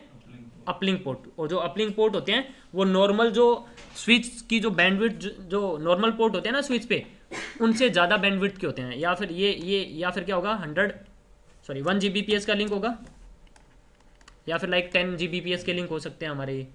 अरे ये जो हमारे पोर्ट हैं, जो अपलिंक पोर्ट रहेंगे, फाइबर पोर्ट रहेंगे वो, ठीक है? लाइक 1 Gbps का लिंक है। अब अगर ये 10 यूज़र, अगर इन 10 यूज़र को कम्युनिकेट करना चाह रहे हैं तो इनको कितनी बैंडविड्थ मिलेगी? हर एक यूज़र को 100 Mbps की मिल जाएंगे ना। बात आ रही है मेरी समझ में? तो इसीलिए जो अपलिंक पोर्ट होते हैं ना, जो 2 स्विचेस के बीच में हम लोग कनेक्ट करते हैं पोर्ट, नॉर्मली हम लोग अपलिंक पोर्ट से कनेक्ट करते हैं ताकि यूज़र्स को, क्योंकि ऑब्वियस ही बात है यार, इसके ऊपर सभी यूज़र का डेटा जा रहा होगा तो इसके ऊपर बैंडविड्थ हमें ज़्यादा मिलनी चाहिए ना। क्लियर है ये चीज़। लेकिन अब जो ये जो आपका लिंक रहेगा वो कौन सा लिंक है, ये जो आपका केबल रहेगी वो फाइबर ऑप्टिक केबल रहेगी ना। अरे ऑप्टिक फाइबर बोल दो, फाइबर ऑप्टिक बोल दो, एक ही बात है। तो ये फाइबर ऑप्टिक केबल रहेगी। अब जो फाइबर ऑप्टिक केबल होती है ना वो किस तरह की होती है, ये एक ही केबल में ना, एक ही केबल में 2 केबल जा रही होती है। और इस फाइबर ऑप्टिक केबल के अंदर जो सिग्नल ट्रेवल होते हैं ना वो लाइट्स के अंदर सिग्नल ट्रेवल करते हैं। इसमें 2 केबल होगी, यहाँ पे एक पे डेटा क्या होगा, ट्रांसमिट होगा, और एक पे डेटा क्या होगा, रिसीव होगा। तो इस फाइबर ऑप्टिक जो केबल है ना इसमें लाइट्स में सिग्नल ट्रेवल हो रहे होते हैं। लाइट्स में सिग्नल इस एक केबल से जा रहे होंगे और लाइट्स में सिग्नल दूसरी केबल से क्या हो रहे होंगे, रिसीव हो रहे होंगे। जैसे हमारे पास में इथरनेट केबल होती है, उसमें 8 केबल होती है ना, तो उसमें 2 पे डेटा सेंड हो रहा होता है और 2 पे डेटा क्या हो रहा होता है, रिसीव हो रहा होता है। वैसे यहाँ पे इसमें 2 केबल होती है, एक पे डेटा क्या हो रहा होगा, ट्रांसमिट, और एक पे डेटा क्या हो रहा होगा, रिसीव हो रहा होगा। ठीक है, तो सिग्नल जो ट्रेवल होते हैं वो लाइट्स के अंदर सिग्नल ट्रेवल होते हैं। और इसके अंदर ना ग्लास की कोडिंग होती है। किसकी कोडिंग होती है, ग्लास की कोडिंग। ये केबल बहुत ही ज़्यादा सेंसिटिव होती है। सेंसिटिव मतलब अगर इस केबल को मैं 90 डिग्री पे टर्न कर दूँ ना, वो जो इसकी ग्लास की कोडिंग जो होती है ना वो ब्रेक हो जाती है और केबल आपकी क्या हो जाती है, डैमेज हो जाती है। तो कई बार ये जो केबल है ना ये बहुत जल्दी यूनिडायरेक्शनल, देखो 2 चीज़ें होती हैं जो हमारा लिंक जो होता है, एक तो होता है बाई डायरेक्शनल। बाई डायरेक्शनल वो होता है जिससे डेटा सेंड भी हो पाएगा और रिसीव भी हो पाएगा। यूनिडायरेक्शनल क्या होगा, या फिर डेटा सेंड हो रहा होगा या फिर डेटा रिसीव हो रहा होगा। तो अब हुआ क्या, ये फाइबर ऑप्टिक केबल है, एक सेंसिटिव केबल है काफ़ी। ठीक है, तो हो सकता है ना एक केबल क्या होगी, डैमेज होगी, ब्रेक होगी, हो सकता है कि नहीं हो सकता, हो सकता है ना। तो क्या अब ये यूज़र एक दूसरे को कम्युनिकेट कर पाएंगे, नहीं। लेकिन यहाँ पे आपको पोर्ट अभी भी कैसे दिखा रहे होंगे, पोर्ट अभी भी आपको वो अप दिखा रहे होंगे। और आप देखोगे यार ये यूज़र आपस में कम्युनिकेट नहीं कर रहे, पता नहीं क्या प्रॉब्लम है, कैसे सर्च करोगे, पोर्ट्स तो आपको अप दिखा रहे हैं। समझ में आ रही है मेरी बात।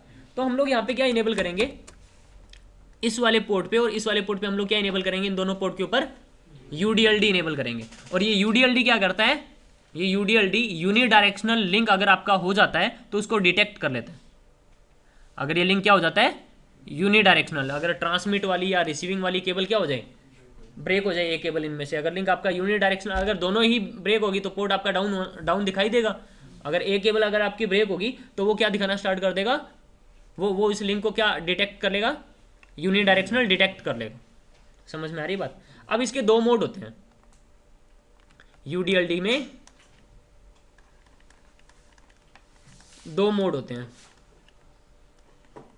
एक होता है नॉर्मल मोड और एक होता है अग्रेसिव मोड।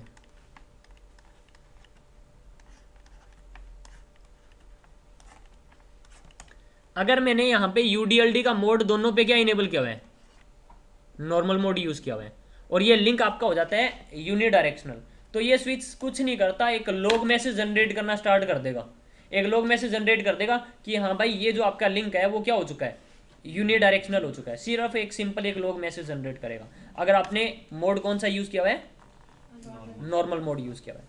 अगर आपने मोड यूज़ किया अग्रेसिव मोड, तो अगर आपका ये लिंक डिटेक्ट हो जाता है क्या, यूनिडायरेक्शनल, तो ये इस लिंक को, इस पोर्ट को एरर डिसेबल स्टेट में डाल देगा।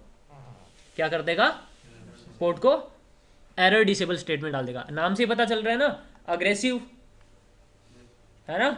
अरे अग्रेसिव मोड है तो ऑब्वियस ही बात है, उसको एरर डिसेबल स्टेट में डाल देगा सिंपली। अगर लिंक आपका क्या होगा, यूनिडायरेक्शनल हो गया। अगर आपके पास में नॉर्मल मोड अगर आपने इनेबल किया है तो सिंपली एक लॉग मैसेज जनरेट करके आपको बताएगा कि ये लिंक आपका जो है वो क्या हो चुका है, यूनिडायरेक्शनल हो चुका है, आप केबल चेंज कर लो। समझ में आ रही है मेरी बात।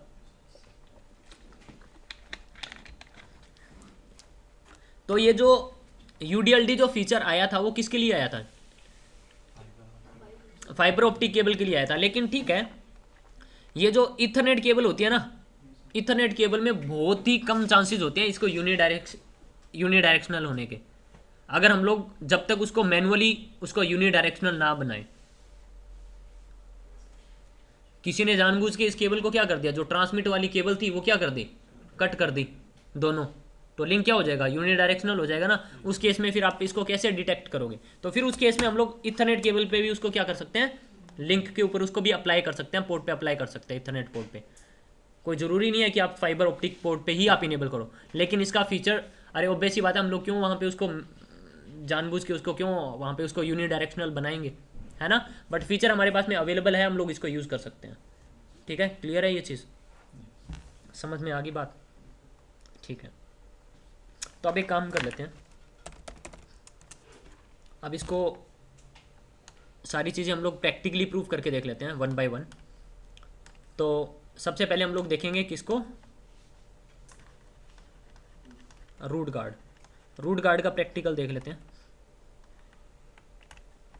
रूट गार्ड का प्रैक्टिकल कैसे परफॉर्म करेंगे हम लोग, इसके लिए मैं ठीक है टोपोलॉजी बना लेता हूँ मैं एक, switch 1, switch 2 and switch 3।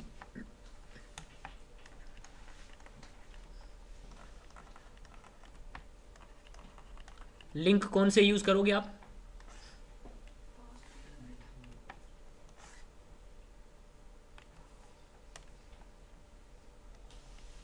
Zero by 21, 0 by 24 और 0 बाई 19। ठीक है, और स्विच 1 को हम लोग क्या बना लेंगे, रूट ब्रिज बना लेंगे, और ये इसके दोनों पोर्ट क्या बन जाएंगे, डीपी, और ये वाला आरपी बना लेंगे, ये वाला आरपी बना लेंगे, इसको हम लोग क्या बना लेंगे, डीपी, और ये क्या हो जाएगा, ब्लॉक। और यहाँ पे हम लोग अप्लाई करके देखेंगे, उसको अप्लाई कैसे करेंगे, लाइक इसको हम लोग रूट ब्रिज बना लेंगे, ये दोनों नॉन रूट ब्रिज होंगे, फिर इसको हम लोग क्या बनाएंगे, इसको इसकी प्रायोरिटी हम लोग क्या कर देंगे, लोअर कर देंगे, तो इस पूरे नेटवर्क में ये स्विच क्या बन जाएगा, रूट ब्रिज बन जाएगा। फिर हम लोग अपने रूट ब्रिज को प्रोटेक्ट करने के लिए डीपी पोर्ट पे क्या इनेबल कर देंगे, यहाँ पे भी और यहाँ पे भी रूट गार्ड इनेबल कर देंगे, और फिर इसकी प्रायोरिटी कम करके देखेंगे, तुम देखोगे इस वाले पोर्ट को वो किस में डाल देगा, रूट इनकंसिस्टेंट स्टेट में डाल देगा, तुम देखोगे रूट ब्रिज यही रहेगा। समझ में आ रही है मेरी बात? तो प्रूव हो जाएगा ना, समझ में आ रहे हैं? तो इस तरह से हम लोग इसको अप्लाई करके देख सकते हैं। तो स्विचेस एक्सेस कर लेते हैं फिर हम लोग।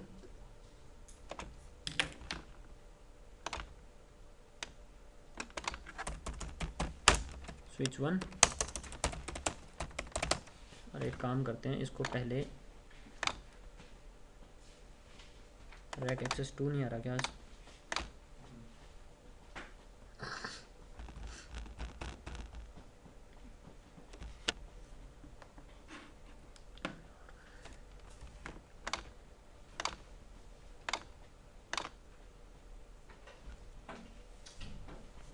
ठीक है, तो एक बार कनेक्टिविटी चेक कर लेते हैं। पिंग स्पेस 100.0.0.250 नंबर रैक है ना हमारा। ठीक है, तो अब एक काम कर लो, स्विच 1 पहले एक्सेस कर लेते हैं हम लोग।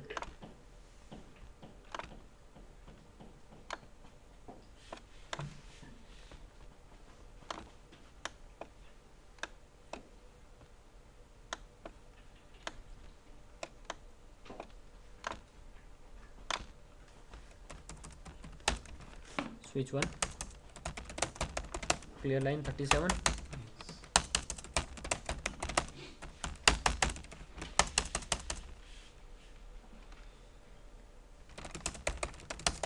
होस्ट नेम स्विच 1, और इंटरफेस रेंज फास्ट इथरनेट 1/0/22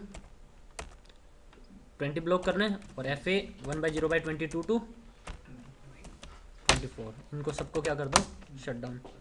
ठीक है,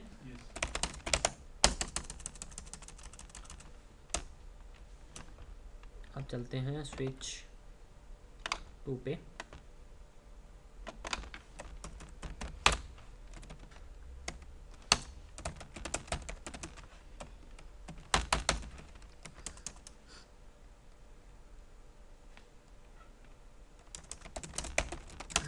नेम स्विच 2 ना, interface range fast Ethernet 1/0/19 to 20 block करना है, और एफ ए 1/0/,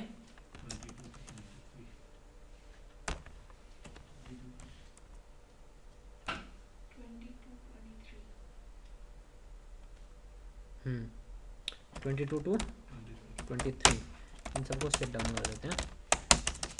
ठीक, अभी आ जाओ आप स्विच 3 पे।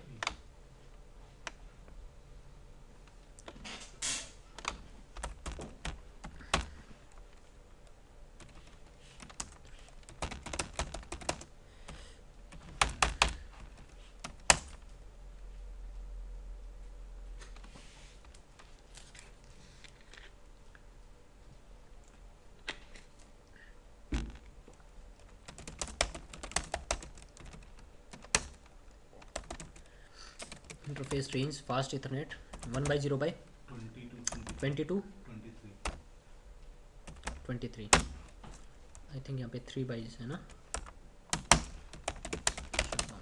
ठीक, तो और हम लोग रूट ब्रिज बना लेते हैं किसको, स्विच 1 को। तो स्विच 1 पे मैं प्रायोरिटी सेट कर दूंगा 4096 है ना। तो ये क्या बन जाएगा, रूट ब्रिज बन जाएगा ना। अभी देख लेते हैं ये है या नहीं है। शो स्पैनिंग ट्री,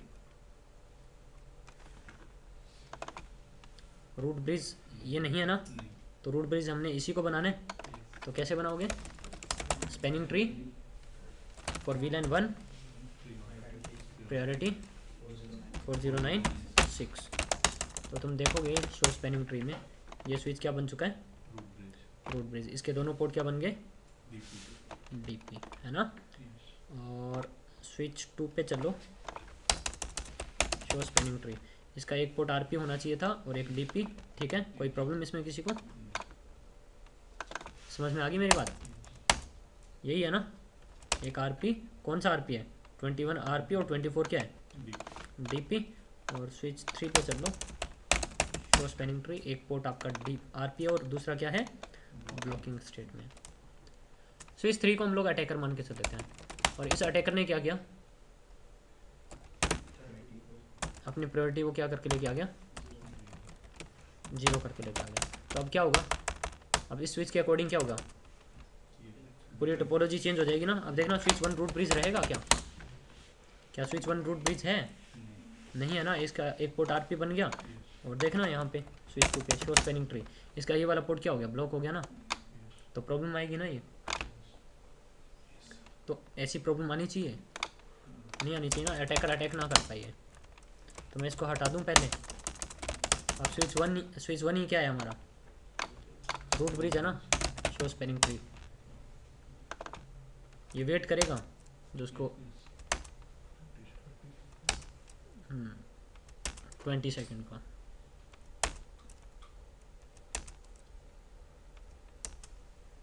तुम देखोगे ये स्विच क्या बन गया, वापस से रूट ब्रिज बन गया। तो अब हम लोग क्या करेंगे, जितने भी DP पोर्ट है उनके ऊपर हम लोग क्या इनेबल कर देंगे,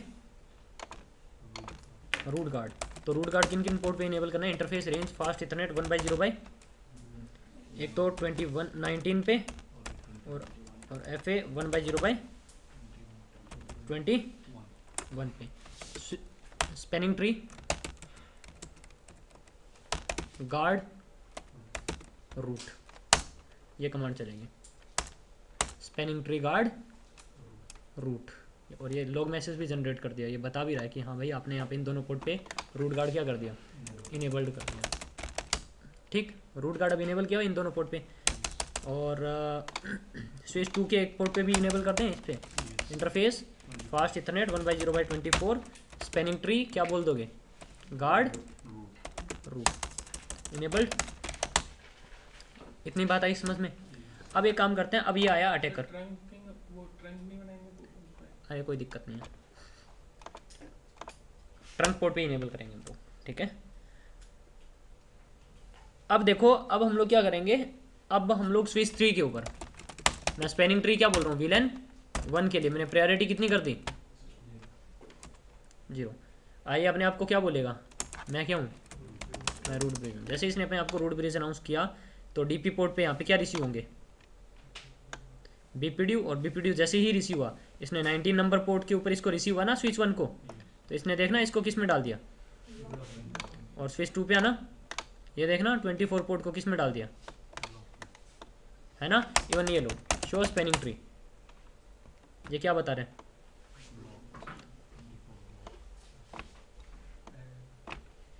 देखना स्विच 1 पे भी शो स्पैनिंग ट्री, ये देखना। और ये देखना रूट ब्रिज कौन है अभी, तो हमारा रूट ब्रिज गार्ड हो गया ना, प्रोटेक्ट हो गया ये। और जैसे ही आप ये प्रॉब्लम को सॉल्व करोगे, जैसे ही इस अटैकर को आपने यहाँ से हटाया, यहाँ पे BPDU रिसीव होना क्या हो जाएगा, बंद, शो स्पैनिंग ट्री, वेट करो। अरे जैसे यहाँ पे BPDU क्या होगा, रिसीव होना क्या होगा, बंद होगा। तो देखना वापस से पोर्ट को शो स्पैनिंग ट्री अनब्लॉक कर दिया उसने। इवन यहाँ पे लोग मैसेज भी जनरेट किया इसने, इस पर ऑलरेडी कर ही दिया। अरे वो स्विच 1 पे देख रहे थे क्या, 2 पे देखना शो स्पैनिंग ट्री। जैसे ही प्रॉब्लम सॉल्व होगी ऑटोमेटिक पोर्ट को क्या कर देगा, नॉर्मल स्टेट में ले आएगा, पोर्ट को ऑटोमेटिक रिकवर कर देगा। बात आ गई समझ में? ठीक है, इतनी चीज़ क्लियर है। अब बात करते हैं किसकी, लूप गार्ड की। तो आपने वो नहीं समझ में कि वो बताते हैं ट्रंक वाले। ये लो यार, ट्रंक बना लो। ये विलन 1 एक ही है ना, तो ट्रंक की जरूरत क्या है हमें? अरे एक ही तो विलन है, बाकियों के लिए तो हम लोग कुछ कर ही नहीं रहे हैं अभी, समझ रहे हो?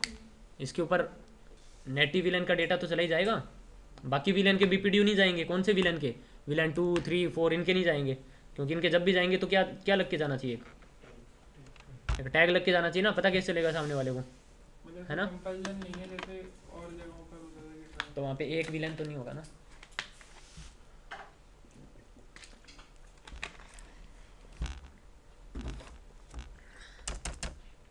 ओके, काफ़ी सारे विलन होंगे ना हमारे नेटवर्क में। तो अब एक काम कर लेते हैं, अब हम लोग बात कर रहे थे किसकी, लूप गार्ड की। लूप गार्ड को मैंने बताया था कि जैसे लूप कैसे बन सकते हैं। जैसे ही यहाँ पे अगर स्विच 1 में कोई आईओएस बग आ जाता है तो यहाँ से बीपीडीयू भेजना क्या कर देगा, बंद कर देगा, और ये इस बीपीडीयू को 20 सेकंड के बाद में क्या कर देगा, एक्सपायर कर देगा। और ये वाला पोर्ट क्या बन जाएगा, नया आरपी, और इस वाले पोर्ट को डीपी बना के यहाँ से बीपीडीयू भेजना क्या कर देगा, स्टार्ट कर देगा। और ये क्या बन जाएगा, डीपी। 30 सेकंड के बाद में ये भी फॉरवर्डिंग स्टेट में, 30 सेकंड के बाद में ये भी फॉरवर्डिंग स्टेट में, ये डीपी ही रहेगा। क्यों? क्योंकि ये हमारा क्या है, रूट ब्रिज है ना। तो इसको हम लोग प्रैक्टिकली कैसे प्रूव करेंगे, मैंने अभी तुम लोगों को एक बीपीडीयू फिल्टर बताया था ना, याद है? बीपीडीयू फिल्टर से क्या होगा, अगर मैं कोई पोर्ट पे बीपीडीयू फिल्टर इनेबल कर दूं तो बीपीडीयू भेजना क्या कर देगा, बंद कर देगा। तो इस बात को प्रूव करने के लिए मैं यहाँ पे बीपीडीयू फिल्टर इनेबल कर देता हूँ। मैं जैसे इस पोर्ट पे बीपीडीयू फिल्टर इनेबल करूँगा, बीपीडीयू फिल्टर इनेबल करते ही इस पोर्ट से बीपीडीयू भेजना क्या कर देगा, बंद कर देगा। तो यहाँ पे लूप बनने चाहिए कि नहीं बनने चाहिए, बनने चाहिए ना। तो मैं स्विच 1 पे आया, interface fast Ethernet 1/0/19 number port पे गया, और मैंने बोला स्पैनिंग ट्री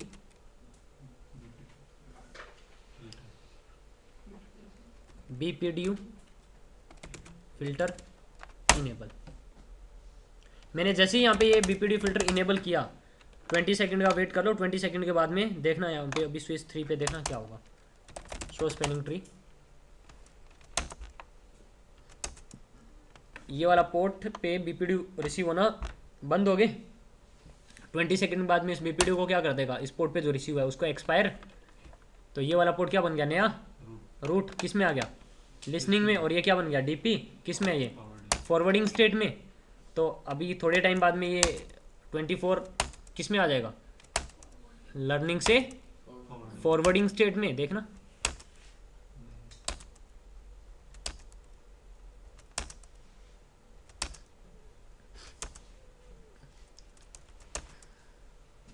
फॉरवर्डिंग में आ गया। और स्विच 1 पे चलना,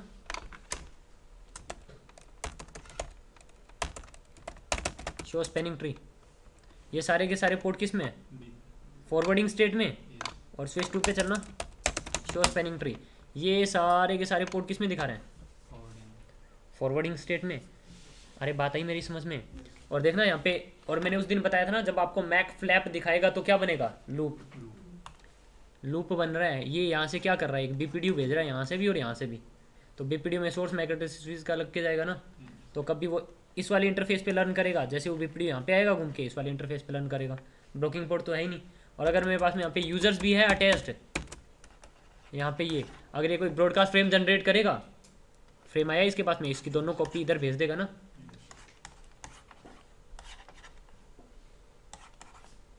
लूप बन जाएगा ना। अरे मैक फ्लैप बताया था ना।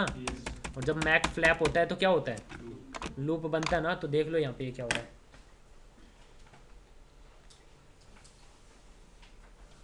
बताया था ना एक मैक एड्रेस, देखना ये जो मैक एड्रेस है ना, ये इसने कौन से पोर्ट पे लर्न किया था। अरे मैक ये फ्लैप हो रहा है, देखना पहले 21 पोर्ट से किस पे, इस पे आया है ना। अरे मैक फ्लैप हो रहा है ना। तो बस ठीक है, फिर इन दोनों पोर्ट के बीच में मैक क्या हो रहा है, फ्लैपिंग। ठीक है, तो ये प्रॉब्लम है ना ये। तो इस प्रॉब्लम को हम लोग कैसे सॉल्व करेंगे? अब एक काम कर लेते हैं, फिर स्विच 1 पे जाता हूँ और स्विच 1 पे जाके मैं इंटरफेस फास्ट इथरनेट 1/0/19 पे जाके मैं वापस से इसको डिसेबल कर दूँ। तो यहाँ पे नो कमांड नहीं चलेगी, यहाँ पे डिसेबल कमांड चलती है। मैंने इसको क्या कर दिया, डिसेबल। तो वापस से इसको यहाँ पे क्या रिसीव हो जाएगा, एक सुपीरियर बीपीडी, तो ये क्या बन जाएगा, नया आरपी, और ये क्या हो जाएगा, ब्लॉक।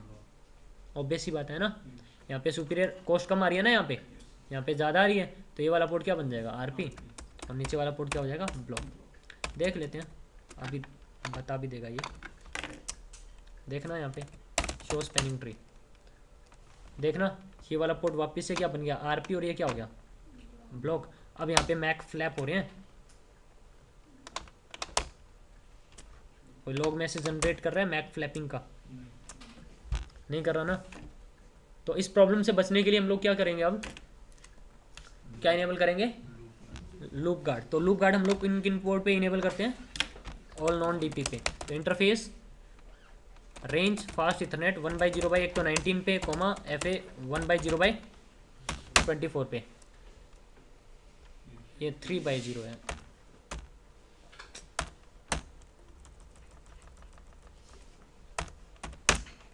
आप क्या बोलोगे यहाँ पे, स्पैनिंग ट्री गार्ड लूप, ठीक है। स्विच 1 पे भी इनेबल कर सकते हो आप, रूट पोर्ट पे स्विच 1 पे भी क्या कर सकते हो, इनेबल कर सकते हो ना, बट उधर तो इनेबल करने का, अब हमने प्रॉब्लम इधर डाली हुई है ना। चलो ये लो कर देता हूँ इस पर भी, स्विच 2 पे इंटरफेस फास्ट इथरनेट 1/0 मैं 1 बोल रहा था क्या, स्विच, हाँ तो स्विच 2 पे है ना, आरपी पोर्ट पे इनेबल करेंगे ना, तो तुम लोग समझ गए हो, इंटेलिजेंट हो गए हो। इंटरफेस फास्ट इथरनेट 21 पे ना, तो इस पर क्या इनेबल करोगे, 1/0/21 पे ना। अरे मैंने क्या बोला ये, अरे यार, स्पैनिंग ट्री गार्ड लूप। क्या करते हो तुम लोग, इतनी छोटी छोटी गलतियां करते रहते हो। ठीक है, इनेबल कर दिया सभी नॉन डीपी पोर्ट के ऊपर। तो अब मैं वापस एक काम करता हूँ, मैं स्विच 1 पे चलता हूँ। मैं स्विच 1 पे गया और स्विच 1 पे जाके इंटरफेस फास्ट इथरनेट 1/0 कौन सा पोर्ट था वो, 19 पे। मैं इस पे बोलता हूँ स्पैनिंग ट्री BPDU फिल्टर, मैंने क्या कर दिया, इनेबल कर दिया। और इस बार क्या होगा, इसको यहाँ पे BPDU रिसीव होगा नहीं मैक्स इस टाइम तक, तो ये वाला पोर्ट नया क्या बन जाएगा, RP। और इस वाले पोर्ट को जैसे ही DP बना के BPDU सेंड करने की ट्राई करेगा, जिस पोर्ट पे लूप गार्ड इनेबल्ड है, उस पोर्ट से जब भी कोई BPDU क्या होगा, ट्रांसमिट होगा, पोर्ट किस में चला जाएगा, लूप इनकंसिस्टेंट स्टेट में चला जाएगा। ठीक है, देख लेते हैं, इसको प्रूव कर लेते हैं, देखना।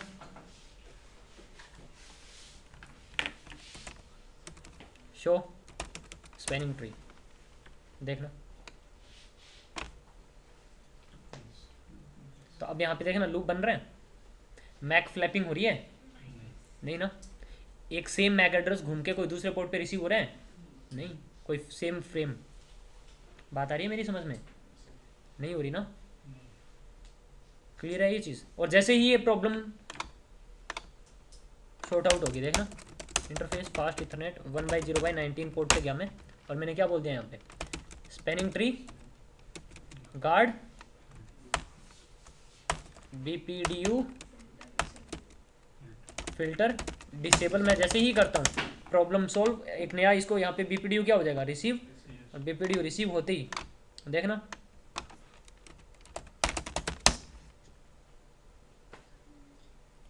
Port unblock, problem solve.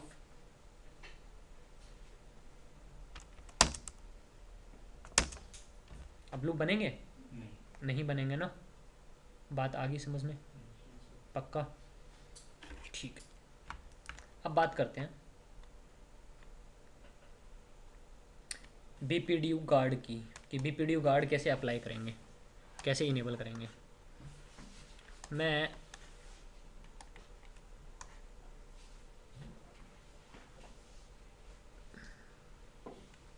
ये 3 स्विचेस ले रहा हूँ, ठीक है, ये 2 स्विचेस हैं मान के चल लेते हैं, ठीक। या फिर ये लो 2 स्विच में कर लेते हैं, ये स्विच 1 और 2 में, ठीक है। ये हमारे पास में स्विच 1 है और ये हमारे पास में स्विच क्या है 2 है, ठीक है। ये हमारे पास में क्या है रूट ब्रिज है, ठीक है। तो ये वाला पोर्ट क्या होगा डीपी और ये वाला पोर्ट क्या होगा आरपी, है ना। इस स्विच को ना ये पोर्ट हमारा क्या है एक्सेस पोर्ट है, क्या ये एक्सेस पोर्ट है ना, डीपी पोर्ट है ना। इसको मैं मान के चल रहा हूँ ये कोई अटैकर है, ये कोई यूज़र जो है ना, ये स्विच 2 जो है ना वो कोई अटैकर है, वो कोई एंड यूज़र कनेक्टेड है और इस एक्सेस पोर्ट पे क्या कनेक्टेड है। इसको भूल जाओ अभी के लिए, आरपी तो होगा नहीं ना वो सामने वाला, है ना। तो ये मान लो कि हमारे पास में क्या है ये कोई अटैकर है, कोई कंप्यूटर अटैच्ड है किस पे एक्सेस पोर्ट के ऊपर। और जैसे ये कोई बीपीडी यहाँ से भेजेगा ये पोर्ट किस में चला जाएगा, मैं यहाँ पे क्या इनेबल करूँगा बीपीडी कार्ड। और जैसे यहाँ पे कोई बीपीडी रिसीव होगा तो ये पोर्ट किस में चला जाएगा एरर डिसेबल स्टेट में। तो मैं इसलिए इसकी प्रायोरिटी लोअर करके भेज दूंगा तो प्रूफ हो जाएगा ना ये। तो देख लें इसको। तो मैं स्विच 3 को मैं हटा रहा हूँ और पोर्ट नंबर कौन सा नहीं चाहिए हमें 1/0 कौन सा नहीं चाहिए 19 नहीं चाहिए यहाँ पे 20 तो है ही नहीं इस पर। स्विच 2 पे हमें कौन सा नहीं चाहिए इंटरफेस फास्ट इथरनेट 1/0/24 भी हमें नहीं चाहिए। तो अब इनके बीच में कौन सा पोर्ट है ये 21 पोर्ट है सिर्फ, ठीक है। और वो मैंने डिसेबल कर दिया क्या सब कुछ, ठीक है। स्विच 3 तो हमारे पास में है ही नहीं। शो स्पैनिंग ट्री, देखना ये क्या बना हुआ है रूट ब्रिज, इसका ये वाला पोर्ट क्या बना हुआ है डीपी, है ना। ये समझ लो सामने जो स्विच 2 है ना वो क्या है हमारा कोई एंड यूज़र कनेक्टेड है और एक्सेस पोर्ट के साथ में कनेक्टेड है, ठीक है। और जैसे यहाँ पे कोई वो बीपीडीओ क्या करेगा फॉरवर्ड करेगा, ये पोर्ट किस में चला जाएगा आपका एरर डिसेबल में ना। तो इस वाले पोर्ट पे हम लोग क्या इनेबल करेंगे इंटरफेस फास्ट इथरनेट 1/0/21 पे क्या इनेबल करोगे spanning tree BPDU guard enable command चलेगी यहाँ पे, ठीक है। और अब मैं काम करता हूँ, अब मैं स्विच 2 पे जाता हूँ और स्विच 2 पे जाके मैं क्या करता हूँ स्पैनिंग ट्री और VLAN 1 प्रायोरिटी 0 करके मैं बीपीडीयू भेज दूँ। मैं जैसे ही बीपीडीयू भेजेगा ये स्विच यहाँ पे जैसे कोई बीपीडीयू रिसीव होगा देखना किस में चला गया एरर डिसेबल में, देख सकते हो show interface status error disable. Port किस में है ये एरर डिसेबल में है और किस रीजन से गया है बीपीडीयू गार्ड की वजह से गया है। तो इसको हम लोग क्या कर लें पोर्ट को ऑटोमेटिक रिकवर भी कर सकते हैं ना।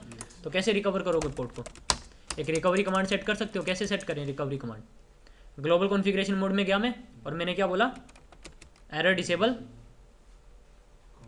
कॉज रिकवरी कॉज, किस रीजन से पोर्ट आपका एरर डिसेबल में जा रहा है जिसको आपने रिकवर करना है। तो बहुत सारे फीचर्स हैं हमारे पास में यहाँ पे ना, बीपीडीयू गार्ड है ना यहाँ पे। अरे मिस मैच सा इसलिए दिखा रहा है क्योंकि फ़ॉन्ट साइज बड़ा है ना। ये चैनल मिस कॉन्फ़िगरेशन गार्ड की वजह से जा सकता है, DHCP रेट लिमिट की वजह से जा सकता है, DTP फ्लैप की वजह से जा सकता है, बहुत सारे रीजन्स होते हैं।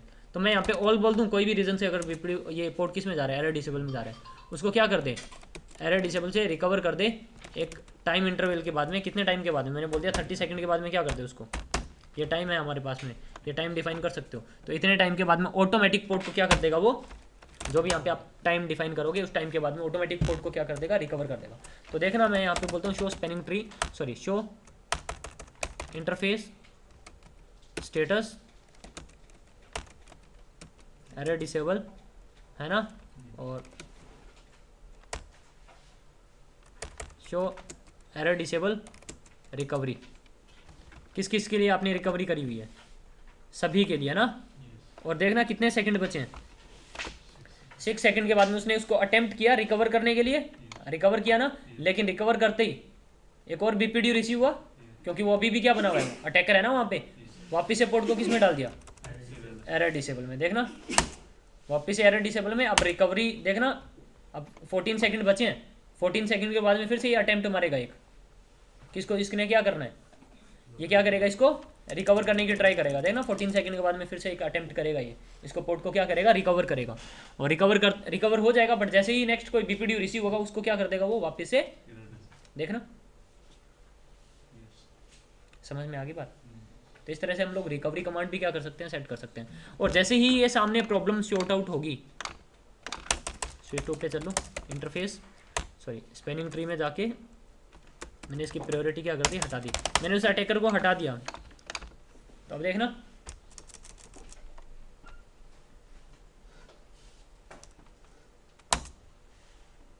एक सेकंड के बाद में, तो देख लो अब मैसेज आने वाला है, अटेम्प्टिंग टू रिकवर, और पोर्ट आपका किस में हो गया, वापस से एरर डिसेबल में डाल दिया। वापस से एरर डिसेबल में किस लिए डाल दिया, क्योंकि पोर्ट जैसे ही ये वापस से अप आएगा, अप आती दोनों स्विचेस स्टार्टिंग में, तो अपने आप को क्या बोलेंगे, रूट ब्रिज बोलेंगे ना। अरे समझ में आ रही है मेरी बात, स्टार्टिंग में तो एक दूसरे को रूट ब्रिज बोलेंगे, क्योंकि स्टार्टिंग में अब ये पोर्ट किस में है, एरर डिसेबल में है ना। तो जैसे ही पोर्ट आपका रिकवर होगा, ये पोर्ट यहाँ से अप आएगा, अप आते ये भी अपने आप को एज ए रूट ब्रिज बोल रहा है, ये भी अपने आप को रूट ब्रिज, दोनों बीपीडीयू भेजेंगे, और जैसे यहाँ पे बीपीडीयू रिसीव होगा वापस से किसमें चला जाएगा, एरर डिसेबल में। अगर नॉर्मल कोई स्विच, कोई अटैकर बैठा हुआ था, वो स्विच हम लोग वो यूज़र को हम लोग वहाँ से क्या कर देंगे, हटा देंगे, तो फिर प्रॉब्लम सोल्व हो जाएगी आपकी। समझ में आ गई बात। तो अब इसको हटा दूँ मैं, बीपीडीयू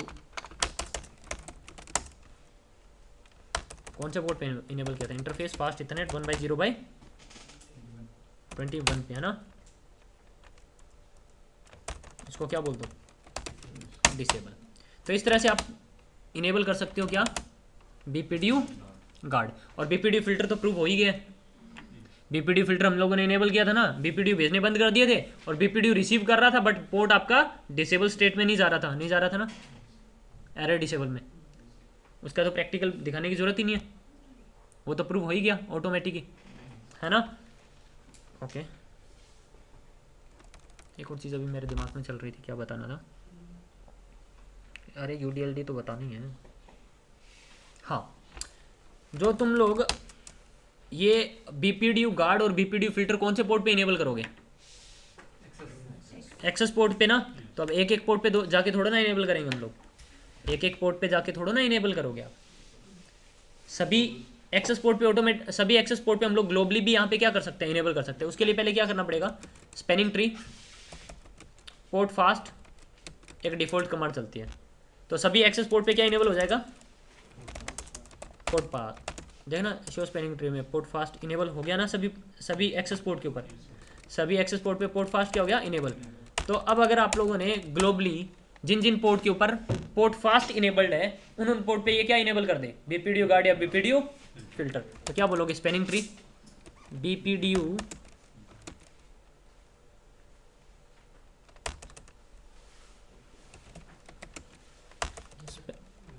पोर्ट फास्ट डिफॉल्ट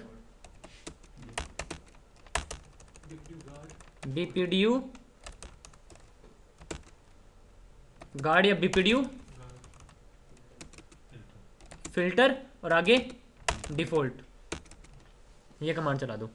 अब ये क्या करेगा, जिनके ऊपर पोर्ट फास्ट इनेबल्ड है उन सभी पोर्ट पे क्या इनेबल कर देगा, बीपीडीयू गार्ड या बीपीडीयू फिल्टर, और पोर्ट फास्ट इनेबल हो ही जाएगा एक्सेस पोर्ट पे जब आप ग्लोबली रन करोगे कमांड, तो ग्लोबली फिर सभी एक्सेस पोर्ट पे ऑटोमेटिक क्या इनेबल हो जाएगा, बीपीडीयू गार्ड और बीपीडीयू फिल्टर। समझ में आ गई बात, क्लियर है ये चीज़, इसमें किसी को कोई डाउट। अगर दोनों अप्लाई किए हैं तो प्रायोरिटी किसको मिलेगी, फिल्टर को। ये प्रूव करके दिखाऊं या देख लोगे, देख लेना खुद से, दोनों इनेबल करके देख लेना। बट वो पोर्ट को एरर डिसेबल में नहीं डालेगा, सिंपली डिस्कार्ड करता रहेगा बीपीडीयूज को, ठीक, क्लियर है। अब बात कर लेते हैं यूडीएलडी की, यूडीएलडी कैसे अप्लाई करोगे। अब मैं चलता हूँ स्विच 1 पे। यूडीएलडी अप्लाई करने के लिए पहले यूडीएलडी का फीचर आपको क्या करना पड़ता है, इनेबल करना पड़ता है। यहाँ पे कमांड चलेगी यूडीएलडी इनेबल।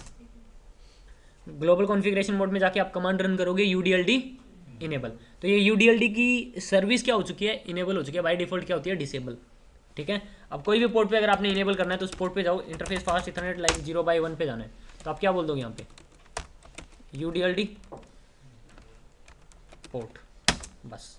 ये नॉर्मल मोड रहेगा, ये कौन सा रहेगा, यूडीएलडी का नॉर्मल मोड। अगर आपने अग्रेसिव इनेबल करना है तो आप यहाँ पे बोलते पोर्ट और यहाँ पे बोल देते अग्रेसिव, यूडीएलडी पोर्ट अग्रेसिव, या फिर अगर आप यूडीएलडी पोर्ट सिंपल बोलोगे तो वो नॉर्मल मोड रहेगा, अगर आप आगे क्या बोल दोगे अग्रेसिव बोल दोगे तो आपका अग्रेसिव मोड रहेगा।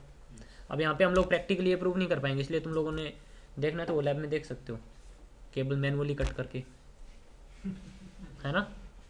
ठीक है, समझ में आ गई बात, लिख ली कमांड ये।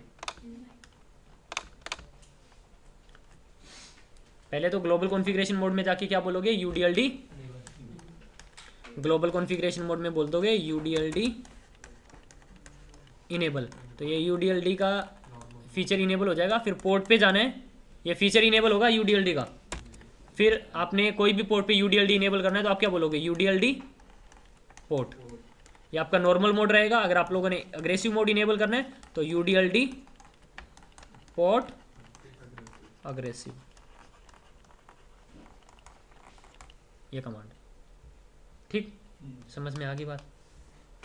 तो ये यूडीएलडी था।